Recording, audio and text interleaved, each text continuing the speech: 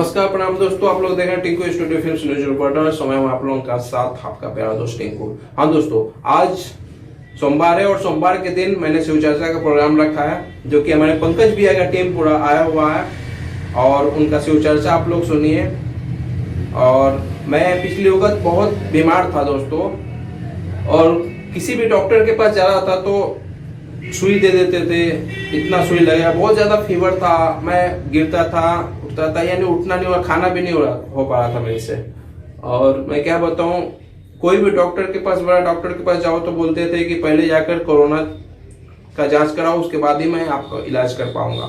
बहुत दुखी रहता था दोस्तों मैं, लेकिन मैंने भोलेनाथ का ध्यान पड़ा और बोला, हे भोलेनाथ, आप तो तीनों त्रिलोक के मालिक हैं और आप मेरा तबीयत ठीक कर दीजिए, मैं शिव चर्चा कराऊंगा। तो हाँ दोस्तों, मैंने ऐसा किया और मैं ठीक हो गया। तो आज सोमवार को दिन मैंने शिव चर्चा का रखा है, आप लोग ध्यान पूर्वक सुनिए।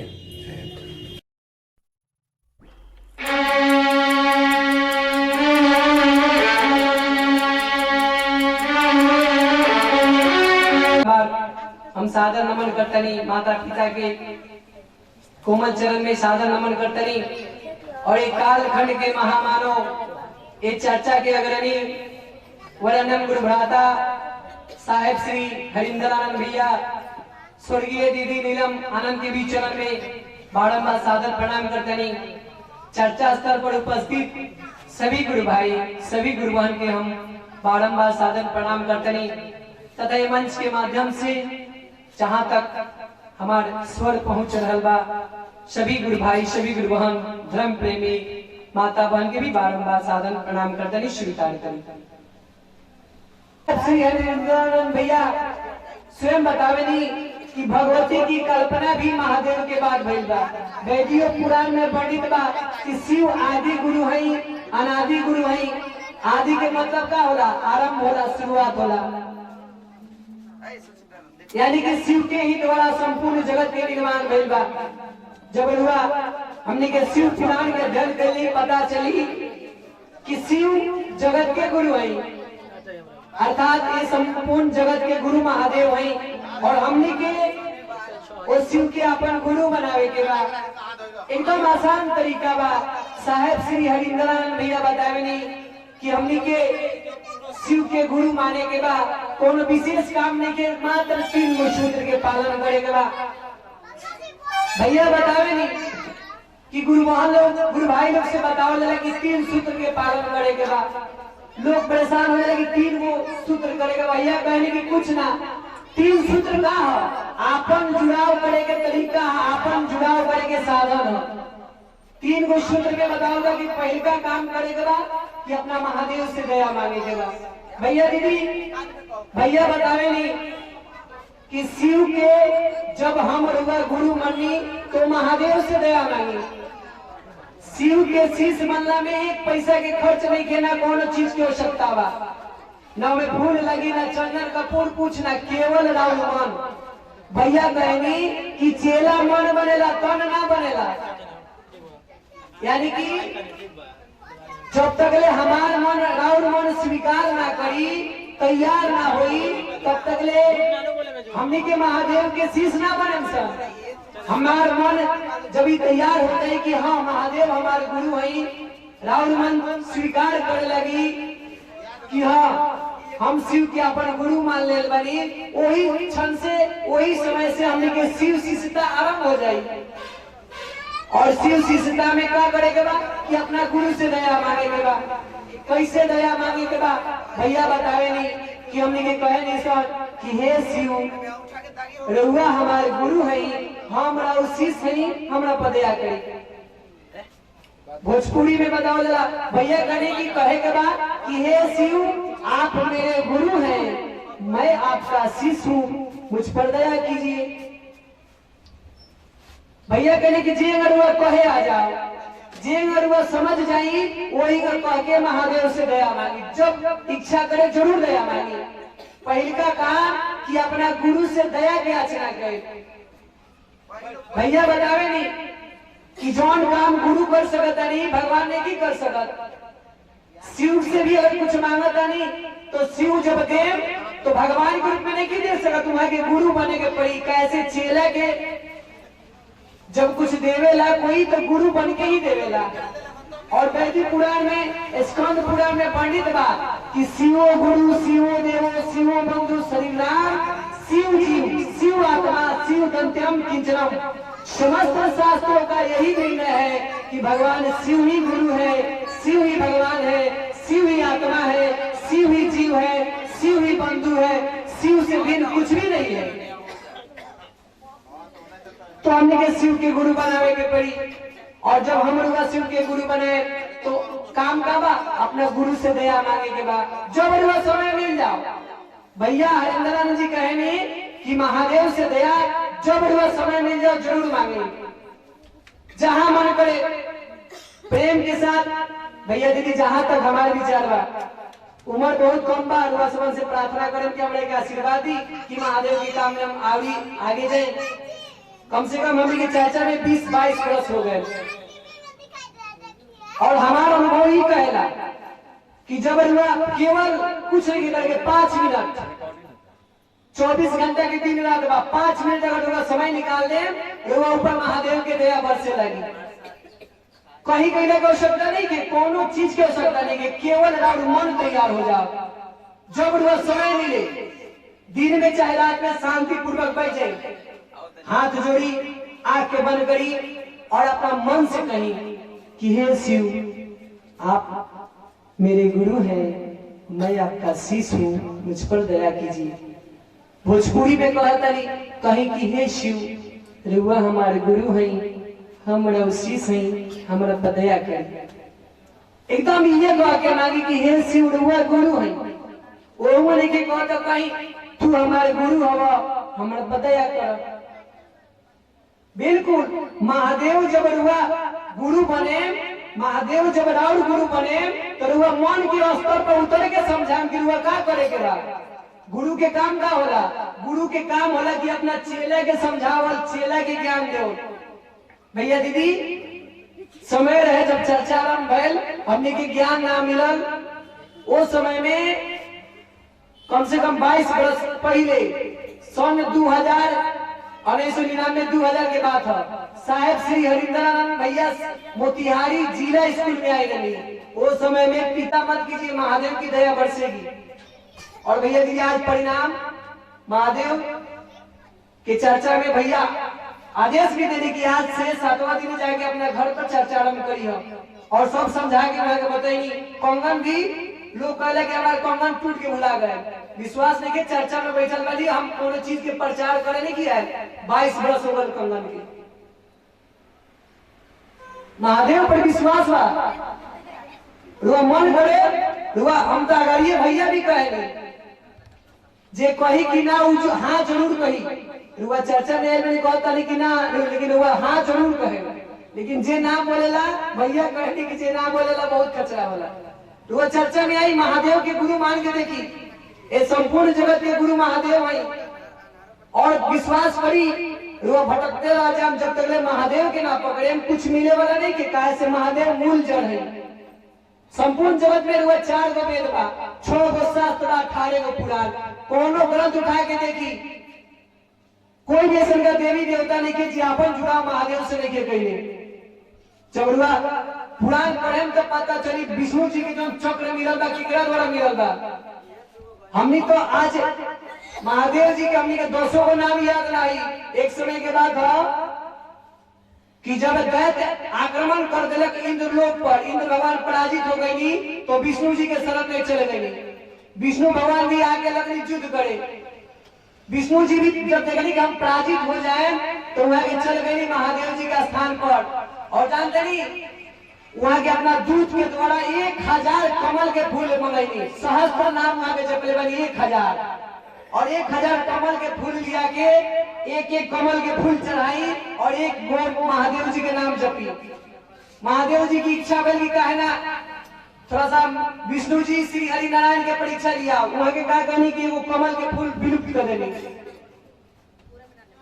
और भगवान विष्णु 999 को नाम महादेव जी के रख के 900 कमल के 99 कमल के फूल चढ़ा देनी, एगो नाम बाच गए और एगो कमल के फूल वहां के गायब कर देले रहनी महादेव जी।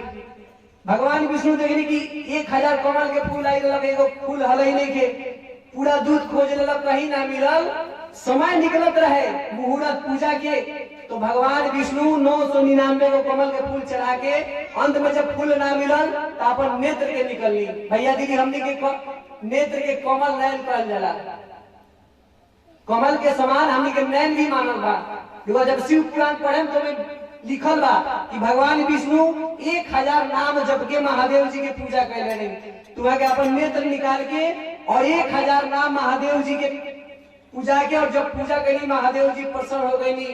महादेव जी कहनी कि हे श्री हरि नारायण, आखिर कौना उद्देश्य खातिर हुआ हमरा के याद करनी है। भगवान कहनी कि हे भोलेनाथ, रुआ तो अंतर्जामी है, सब जानता नहीं। इस समय में राक्षस देवता लोग को भारी पड़ल, हमारा सहायता करी। महादेव जी तुरंत चक्र के सुदर्शन चक्र जो भगवान विष्णु के प्राप्त। नमः शिवाय लिखल बा कि नागेंद्र हराय, जिनके गले में नागों का हार है। त्रिलोचनाय, जिनका 3 नेत्र है। भस्मांगराय, जिनके शरीर में भस्म लगा रहता है। महेश्वराय, जो सभी देवताओं के ईश्वर है। दिगंबराय, यानी कि 10 दिशाएं, जिनका आभूषण है, वस्त्र है। नागेंद्र हराय, त्रिलोचनाय, भस्मांगराय, महेश्वराय, नित्याय शुद्धाय, जो नित्य प्रति शुद्ध है। भगवान शिव से बड़ा शुद्ध कोई नहीं है, जो हमेशा शुद्ध है। नित्याय शुद्धाय, दिगंबराय, तस्मै नौकराय, उस नौकर स्वरूप को बारंबार नमस्कार है। भैया दीदी संस्कृत में नौ म शी वा य सबके अलग अलग पढ़ना कइल बा। तो भैया दीदी महादेव के सहज प्राप्त कर जा सकता, केवल गुरु बना के कुछ करे के नहीं के महादेव से अपन जुड़ाव करी, महादेव जी के गुरु बनाई। और जो 3 गो सूत्र बा, 3 सूत्र का हो, कुछ ना अपन जुड़ाव महादेव से करे का तरीका है। पहला काम दया मांगे के बाद, जब समय मिले, समय अगर नहीं मिलत चलत रही दया मांगे के महादेव जी दया करी, जगत गुरु दया करी। समय मिलेगा तो बैठ के दया मांगी। दूसरा सूत्र बा कि जब भी कहीं चर्चा परिचर्चा होके जरूर जाए, समय मिलेगा तब। और तीसरा सूत्र बा कि नमः शिवाय के नमन करी। 3 गो काम करी। और भैया दीदी भैया भी बतावेंगे, साहेब श्री हरिंदरानंद अपना चर्चा के माध्यम से बतौनी, यह कहने की दूसरा का स्थान हम जगत गुरु महादेव के देते हैं। कैसे संपूर्ण जगत के निर्माण उन्हें की इच्छा से होला। और तीसरा स्थान जान दली एक कंगन के बाद, एक कंगन में 12 गो रुद्राक्ष के दाना बा। भैया दीदी की कंगन काहे खादी पहने के बाद ये भी सुन ली, रुद्राक्ष के कंगन काहे पहना जाला। भगवान शिव के रुद्राक्ष काहे प्रिय बा जानते का है। भगवान शिव के नेत्र से जो आंसू गिरा रहे, वही से कम रुद्राक्ष के पेड़ बह रहे। तो भगवान शिव के सबसे प्रिय चीज रुद्राक्ष होला। और इनमें 12 को दाना बा। और भैया दीदी रुआ जाना जानी कि 12 को ग्रह नक्षत्र होला। जे कंगन पहनेला तो 12 को ग्रह नक्षत्र से रक्षा होला। और 12 को संसार में 12 को ज्योतिर्लिंग बा, 12 ज्योतिर्लिंग बतावला। त्र्यंबकेश्वर नाथ, विश्वनाथ, सोमनाथ, मल्लिकार्जुन, ओमकारेश्वर, वैद्यनाथ, नागेश्वर, महाकालेश्वर, भीमशंकर, हाटकेश्वर, रामेश्वर और ग्रीष्मेश्वर। 12 ज्योतिर्लिंग बा। ये 12 ज्योतिर्लिंग के प्रतीक है। और भैया दीदी हमने के पहचान भी है कि हमने के महादेव के शीश है सर। और कंगन जिगरा हाथ में रहेला, और हमेशा याद रहेला कि हम महादेव के शीश हैं। और भैया दीदी शिव के मतलब क्या होला, इना कि हम महादेव के शीश बन गई और हमारा अंदर दया नहीं थे। महादेव से दया मांगे नहीं सर कि हे महादेव जी रउआ गुरु ही दया करी। भैया कहनी कि रउआ महादेव के शीश है। महादेव के शीश जब धरती पर चलेला तो धरती भी कांप जाती। भैया दीदी और महादेव के शीश हमने के नया नहीं संभाला। महादेव शिव के शीश जानने के क्या जितना भी ऋषि महर्षि लोग बा बताओ जरा कि शिव गुरुओं के गुरु है, शिव गुरुओं के गुरु है। लोग पूछे कि शिव गुरुओं के गुरु कैसे है? शिव सबके गुरु है, शिव के गुरु कोई नहीं है। कैसे? शिव स्वयं है, शिव के द्वारा ही संपूर्ण जगत भइल बा। शिव ऐसे गुरु के गुरु है। राम जी के गुरु जी, लेकिन बृहस्पति जी के गुरु क्या? शिव जी है। तू चेला हुआ जा, हमारा गुरु दक्षिणा की आवश्यकता नहीं थे। वहां के जीत कर करे कि ठीक बा, नाग लोक में चल जा और जाके नाग बनी लेके आओ। परशुराम जी फारसा उठाई, जब फारसा मिला रहे केकरा द्वारा मिला रहे? परशुराम ऋषि के पहले नाम जान निकाल रहे राम। राम फारसा के पशु कहल जाला, पशु अस्त्र महादेव जी के द्वारा ही मिलल बा। वहां के फारसा उठा के और चल देनी नाग लोक में। जाके नाग लोक में बनी हे नाग माता, हम आइल बनी और मनी लेवे के चाहते, नाग मनी हमरा चाहिए। कनी नाग माता की हे ऋषिवर रुआ मनी का हो, ऋषि के तो मनी के काम नहीं के। कनी कि ना हम अपना गुरु के समर्पित करेगा बा महादेव जी के। माता जब आंख बंद करी महादेव जी के ध्यान कैली तो पता चल गया कि मेरा तो अंदर घमंड बा। महादेव जी घमंड दूर करे खातिर भेजले बनी। कनी कि जा ऋषिवर रुआ चल नहीं रुआ, मनी की आवश्यकता महादेव जी के नहीं के। यह कने कि हमरा चाहिए और तुरंत पशु वस्तु उठैनी का करी नाग माता फूंक देनी। जैसे ही नाग माता अपना मुंह से निकलनी विष निकला और परशुराम ऋषि भोजन जड़ के भस्म हो गई, राखी बन गई। कुछ समय जब बीतल और जितना ऋषि महर्षि लोग रहे, शिव के शिष्य सभी ऋषि लोग, सभी लोग एक बार महादेव जी के दरबार में सभी लोग आला। वहां सब जब कहीं सब ऋषिगण लोग पहुंचल, महादेव जी के जय घोष कर महादेव जी ध्यान से जब अपन नेत्र खोल के सभी ऋषि का अभिवादन स्वीकार करके आशीर्वाद देनी। सभी ऋषि महर्षि लोग के जब नजर पड़ल, अचानक वहां की याद आ गई कि अरे मैं तो परशुराम जी हल ही नहीं थी। तुरंत वहां की याद पड़ल महादेव जी के जे इच्छा होला हो करे, हम ना समर्थ नहीं की। हम महादेव की चर्चा कर, महादेव के सबसे पूर्वक चेला हम ही हैं और महादेव के दया से क्या होता सब उन्हें के जानते। हमारा कुछ नहीं, हम तो महादेव के चरण के ध्यान करेंगे। आज महादेव जी की इच्छा भइला तो गुरु भाई के निवास पर, गुरु भाई के निवास पर चर्चा होता और भैया दीदी के इच्छा अनुसार भोग लगल। भैया कहनी कि राउर मन करे तो चर्चा में भोग लगाई, मन करता तो लगाई, नहीं के करत मत लगे। कोनो जरूरी नहीं है कि भोग लगाई के करे, राउर मन के ऊपर बा। मन कहता कि हम महादेव जी के आसन लगाएं तो लगाई, मन करता कि भोग लगाई तो लगाई। महादेव से दया मांगी, जब महादेव की इच्छा हुई तो निवास पर भी चर्चा हो जाए। और हमने की कहे नहीं सन चेवी गुरु भाई गुरुमान अपना गुरु से दया मांगो। जब गुरु से दया मांगे, भैया दीदी सोची कि हम रउआ जब महादेव के शिष्य बने सन, महादेव जी हमने का अंतर्जामी है, शिव के परमात्मा कहल जाला। हमने की आत्मा काहे ना मरेला? सोचले बनी कभी शरीर मर जाला, आत्मा ना मरेला काहे? काहे से आत्मा परमात्मा शिव के अंश। संपूर्ण जगत में केवल शिव बानी जो अजर अमर अविनाशी है।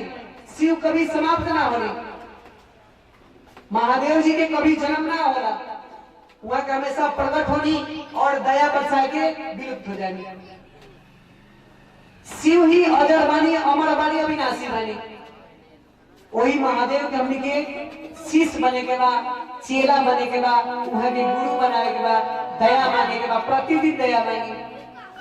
भैया दीदी जब राउर आत्मा से आवाज निकलने लगी, मन से परमात्मा तक पहुंच जाई, कोई की आवश्यकता ना पड़ी ना कि गुरु भाई तनी कह दी कि महादेव जी दया करी। रुआ स्वयं मांगी। भैया क्या कहनी कि रुआ स्वयं महादेव से दया मांगी। और महादेव तो दया के सागर है। महादेव के पास, जगत गुरु शिव के पास इतना दया लगी मत पूछी। दया के भंडार है। रुआ मन से दया मांग के कि जरूर मिली। दया नहीं खे मिले, काहे नहीं खे मिले तो रुआ सोची कि हम मांगा तनी काहे नहीं खे मिले, हमरा में जरूर कुछ कमी बा। भैया दीदी जब हम रुआ महादेव से दया मांगल जाई, जब हमनी के मन महादेव में रम जाई, दया बरसे लगी। शुरुआत में होला कि जब हमने के दया मांगे की सुनता नाम मिलेला, कैसे हमने के मन चंचल भटकेला बहुत, मन के एकाग्र करके महादेव में लगाई। तो जब भोजन बनावा तनी कितना प्रेम से भोजन बनानी, रोटी बनानी एकदम ध्यान रखेनी, तनकी सुर नजर गड़बड़ाई तो रोटी जल जाए। ठीक वही प्रकार से होला भैया। तुलसी बाबा भी रामचरितमानस पाठ में लिखे बनी कि एक घड़ी आधो घड़ी आधो में पुनिया, तुलसी संगत साधके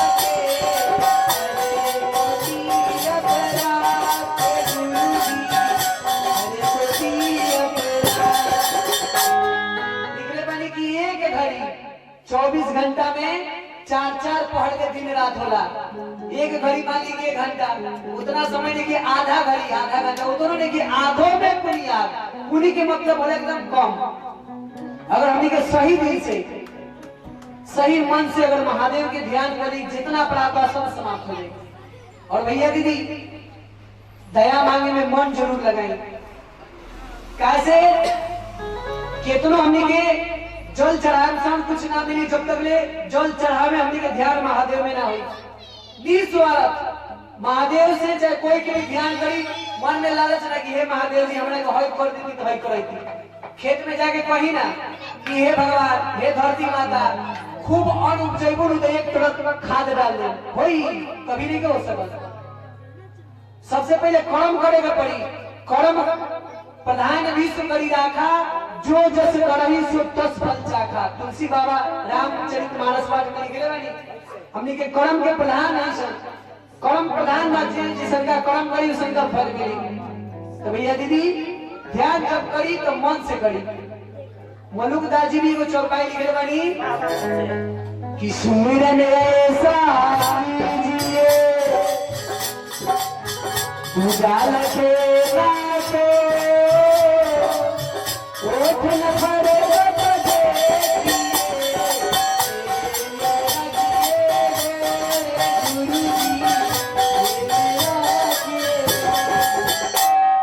सुमिरन ऐसा कीजिए दूजा लखे ना कोई। हमनी के द्वार पर भिखारी आके भिक्षा मांगेला, जितना प्रेम से भिक्षा मांगी उतने प्रेम से वाणी पर खुश होकर भिक्षा उतने अधिक दियाला। तो जब रुआ महादेव से दया मांगे, कुछ कहे के नहीं कि हमरा होई चाहिए, बस कहे कि महादेव जी रुआ गुरु है, हमरा शीश नहीं दया करी। सब मांगे में कहता नहीं कि हमरा का कमी बा, बतावे को आवश्यकता ना पड़ी कि जब गुरु और चेला से जुड़ा हो जाई तो चेला के बतावे के ना पड़ी कि का कमी बा। गुरु तो अंतर्जामी है, जगत के गुरु महादेव है। हमने के गुरु महादेव के बनीले बनी सन, तो बतावे की आवश्यकता ना पड़ेगी का कमी बा। तो भैया दीदी हम ये कहें कि शिव के गुरु मानी, नित्य प्रतिदिन दया मानी, समय निकाल के चर्चा में जाए, चर्चा के सुनी, मन में कभी अहंकार मत नहीं आई, एकदम नम्र होकर रही। शिव के मतलब होला कल्याण, जो संसार के कल्याण करेनी वहां के शिव है और हमने के वहां के शीश है सब। तो जेन हमने के गुरु बानी थोड़ा सा हमने के बने के प्रयास करी, मन में एकदम शांति रखी, गंभीर रखी। महादेव जी हमेशा गंभीर रहेगी। तो महादेव से दया मांगी, समय निकाल के चर्चा पर चर्चा करी और पुनः बताओ भाई 108 बार माला से नमः शिवाय के नमन करेगा। 108 बार के नहीं